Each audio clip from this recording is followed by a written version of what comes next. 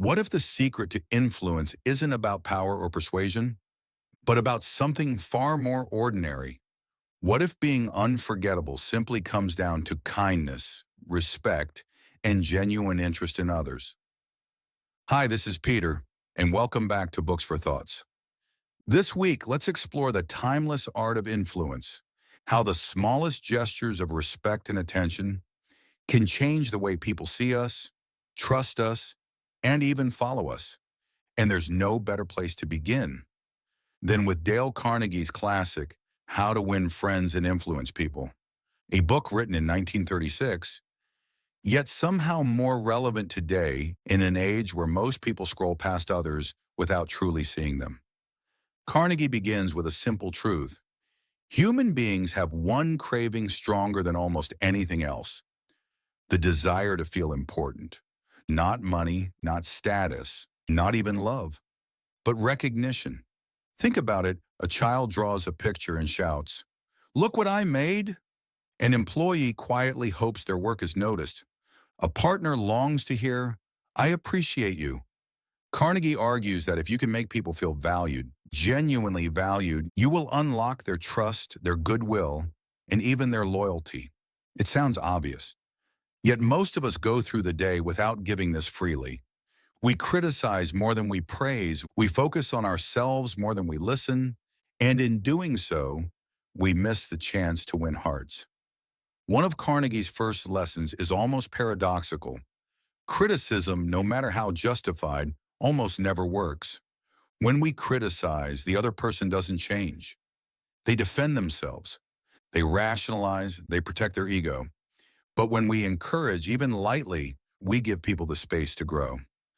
Carnegie believed that correction without condemnation was the art of true influence. He shares the example of Abraham Lincoln, who after years of fiery speeches that attacked his opponents, learned to soften his tone. Lincoln realized that harsh words never created allies. They only deepened divides. So the question becomes, do we want to be right or do we want to be effective? Carnegie also reminds us of the simplest tools in human connection. Smile. Remember names. Listen more than you speak. It sounds too simple, almost trivial, and yet think of the last time someone truly remembered your name or smiled at you as though they were glad to see you, or listened, not to reply, but to understand. Those moments stick, because in a world that often feels rushed, being seen is rare. Carnegie would say, if you want to be interesting, be interested. Now, here's where many people misunderstand Carnegie. His book isn't about manipulation or flattery. It's about sincerity. Flattery is shallow. It tries to get something. But appreciation is different. It notices the real. It says, I see this in you and I value it. Think of the last time someone thanked you. Not for something big, but for something you thought went unnoticed. Didn't it lift you instantly? Carnegie believed the best leaders, friends, and partners aren't those who pretend to be perfect, but those who constantly find reasons to make others feel seen, appreciated, and capable of more. Carnegie makes an important point here. The best way to win an argument is to avoid it altogether, because once two egos collide, logic becomes secondary. No one listens to be persuaded. They listen to defend. So instead of arguing, Carnegie suggests curiosity. Ask questions. Seek common ground. Begin with agreement, not opposition. It's not about giving up your position. It's about making space for the other person's perspective. And when people feel heard, they're far more willing to hear you. This is why true influence feels like a dance, not a duel. Carnegie also discovered a subtle but powerful pattern. If you can get someone saying yes early and often, you open the door to cooperation. This isn't about trickery. It's about starting from places of agreement. For example, you care about your family, right? Yes. And you want what's best for them? Yes.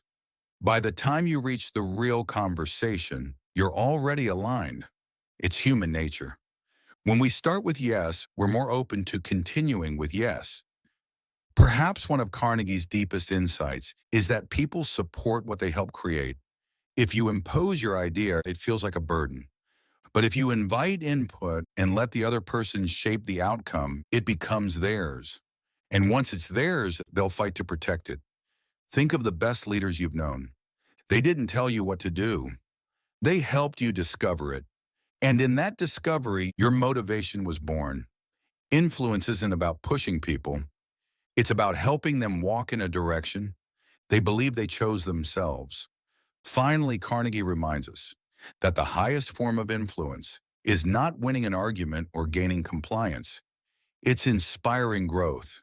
He urges us to give people a reputation to live up to, not in a manipulative way, but in a way that calls them higher. When you tell someone, I know you're capable of this, you're planting a seed of possibility in them. And more often than not, they'll rise to meet it. Because deep down, we all want to be seen, not just for who we are, but for who we could become. So what does Carnegie teach us, really? That influence is never about force. It's about empathy. It's about listening. It's about giving people the one thing they crave more than anything else. It's the feeling of being important. And if we can do that with honesty, with care, with respect, we'll find that people aren't just influenced, they're inspired. If this breakdown stirred something in you, I encourage you to pick up Dale Carnegie's timeless book and let it work quietly on your daily life. And if you enjoy these reflections on books that shape not just how we think, but how we live, don't forget to like, comment, and subscribe to Books for Thoughts.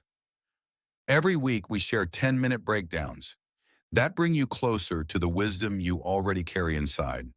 Until next time, stay kind, stay curious, and remember, the smallest gesture of genuine interest can change the course of someone's day.